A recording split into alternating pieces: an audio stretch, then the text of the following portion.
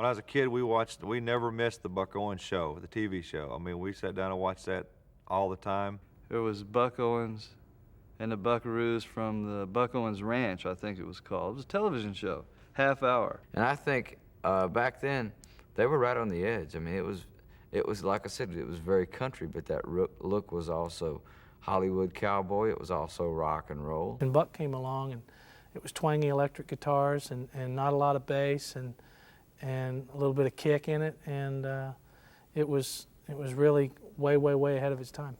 The way they dressed, they just were different. They were different than the Nashville norm. It seemed the Nashville norm was just a little bit more conservative.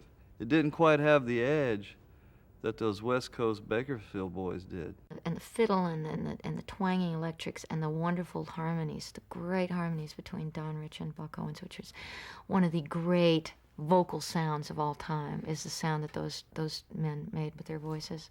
That Telecaster with that bite to it, just a bow down, you know, just love that stuff, you know. I've got a tiger by the tail, it's plain to see.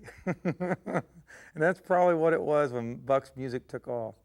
It was that, and it was a whirlwind. Buck's a whirlwind.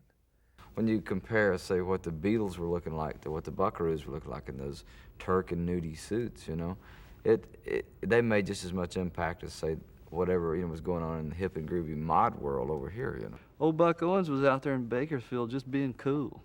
And they're rocking. I mean, those guys were really rocking, but they never, they rocked the way country rocks.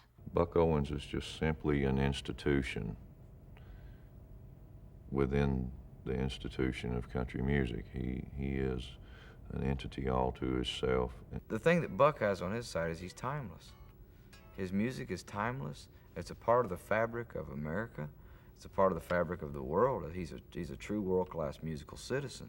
With me, Buck Owens is right at the top of the list. I can hang and watch every one of them.